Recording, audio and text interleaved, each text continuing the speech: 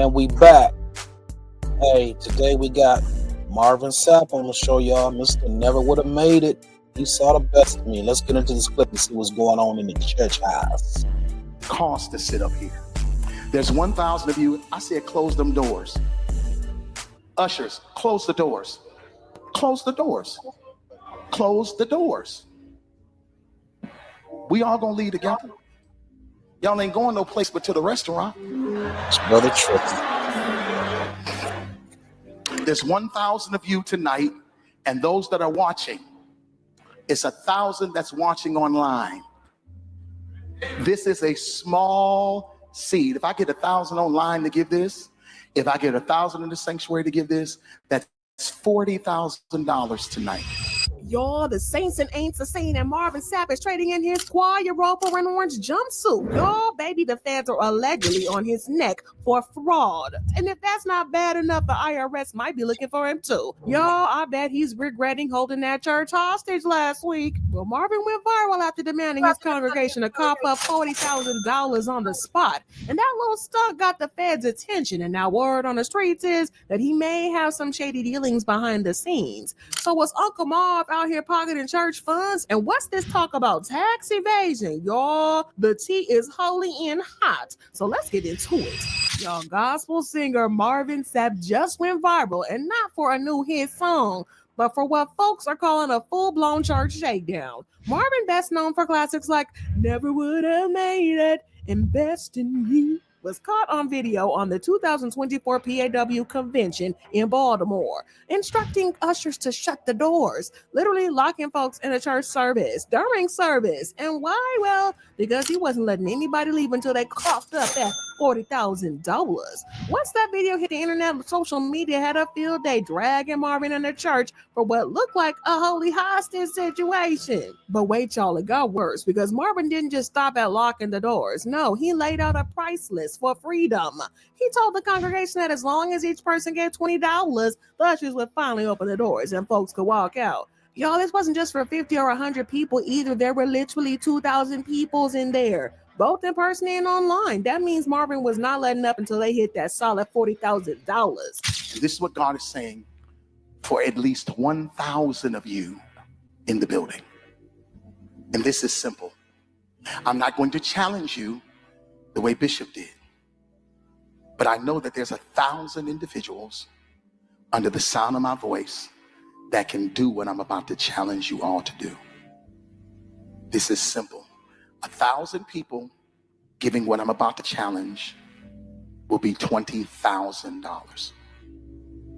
1,000 people giving what I'm about to challenge you all to do will be $20,000. But just when you thought he was done, he turned to the pastors and hit them with an upcharge. Instead of $20, they had to cough up $100 each, because according to him, it cost to sit in the altar. Well, the way he was talking, you think he was running a VIP section at the club instead of a church service? Now, for those of us who are on the dais, I'm taking you higher, so put it back.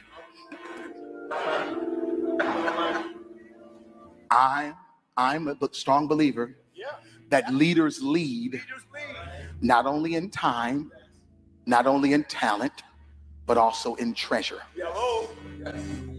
Leaders lead in time, talent, and treasure. I was taught a long time ago that it costs to sit up here.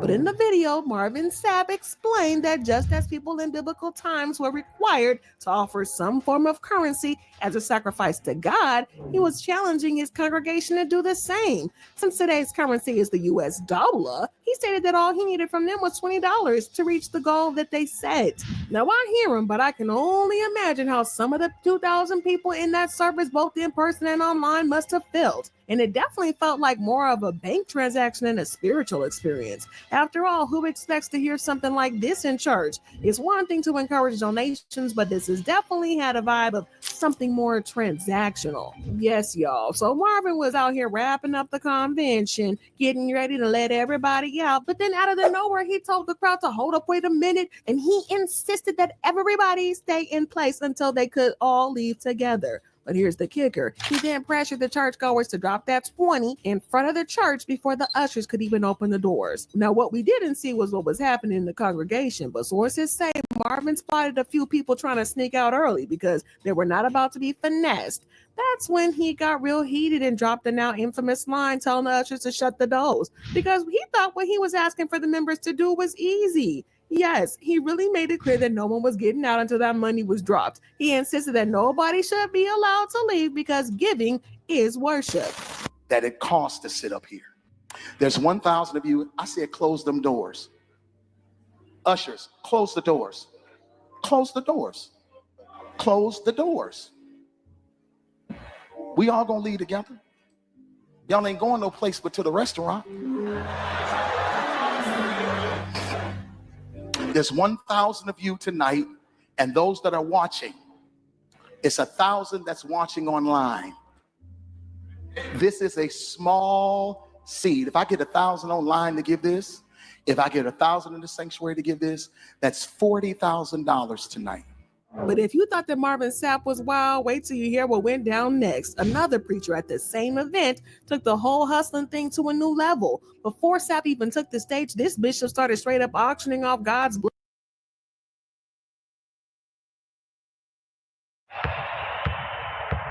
These sponsors out the way.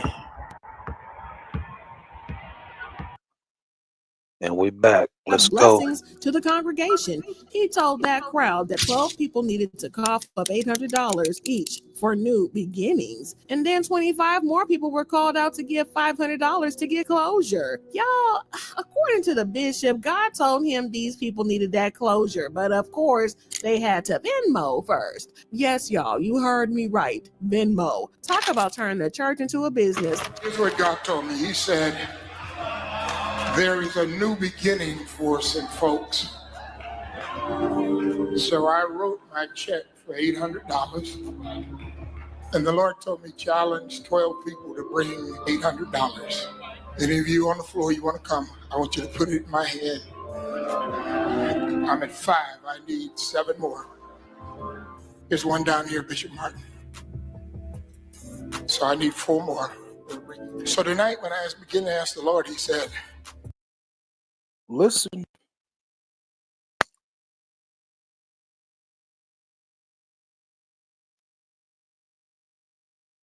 tell the folks that want some closure on some situations, when they write their checks and when they give tonight, write closure.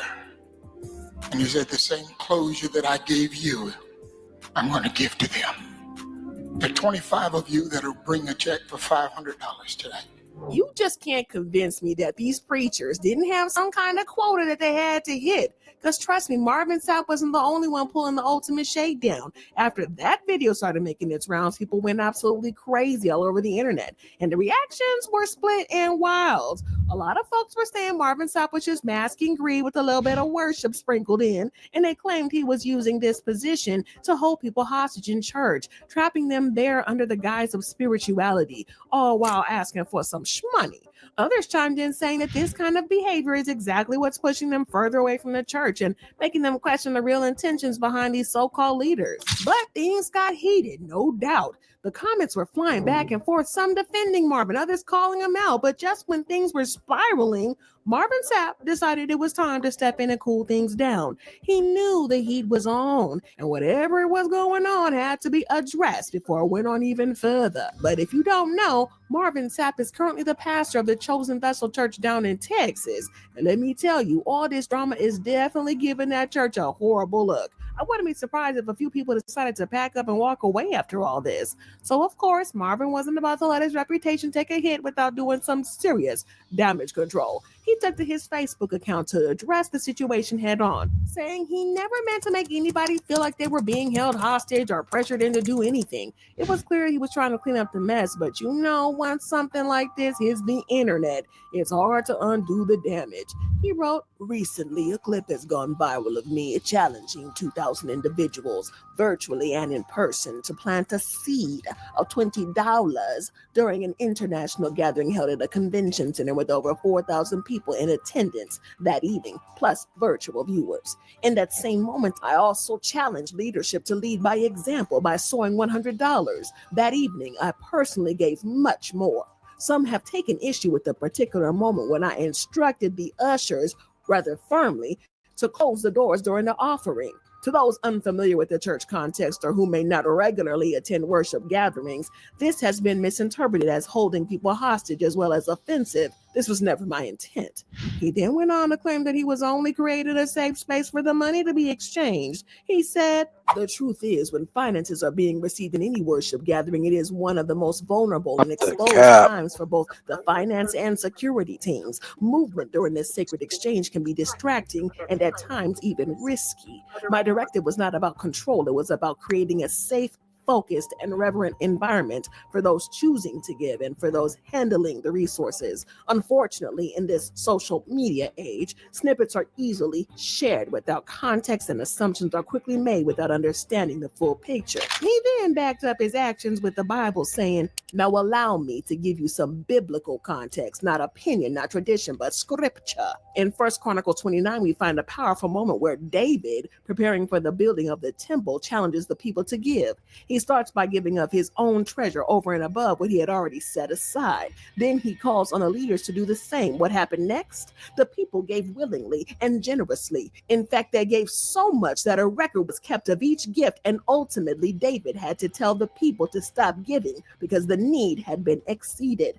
So when someone challenges people to give a specific amount, it is not unbiblical. It is not manipulation. It is in order. It is consistent with scripture. So yes, you saw a moment, but I invite you to understand the movement behind it. But y'all, it didn't matter how reasonable Marvin Sapp's explanation seemed to be. People on the internet were not having none of it. They went at him hard with no mercy. Some even told him straight up to stop disgracing the church and using God's name to scam people. The backlash was so intense and no amount of damage control was going to change the fact that the video had already sparked a firestorm. It's one thing to try to explain yourself, but when the internet's already done its thing, the heat's hard to escape. Well, the drama was not over yet because Marvin is now crying out saying he's been getting threats from people claiming that they want to unalive him. When he was on the Ricky Smiley Morning Show, he said that the video surfacing has affected his life and his children. What has happened is people have taken clickbait and made something out of it that it isn't. And because of that, my church has been getting phone calls. People have called my church and cussed me out. My staff are afraid because I've received death threats over $20 and shut the door. People have come to our campus. They have come to my church to try to cause problems, issues, challenges.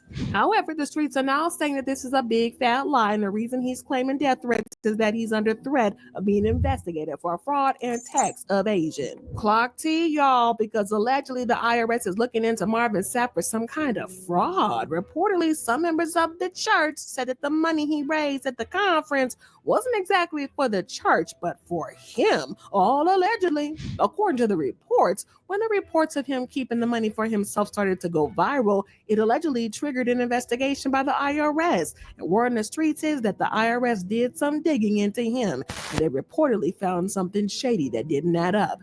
And now I need y'all to weigh in on this conversation because it's getting heated.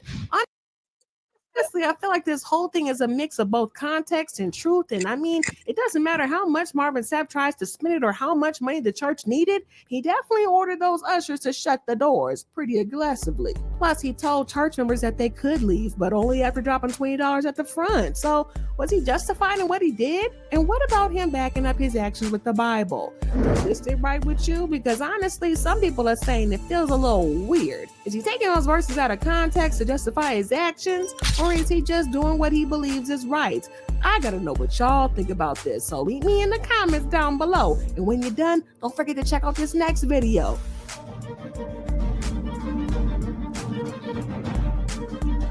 Well, my take, ladies and gents, Marvin know better than that, man. But hey, you make your bed, you gotta lay in it. You got a lot of greedy pastors and ministers out here. Sometimes they do things that's unneeded and unnecessary. So if he brought this attention on himself, hey, maybe it was just time overdue. You know, you can't keep doing this and getting away with it. So y'all like, comment, subscribe, share, drop down the comments. Let me know what y'all think. And another banger. And we out of here after these messages. Right back.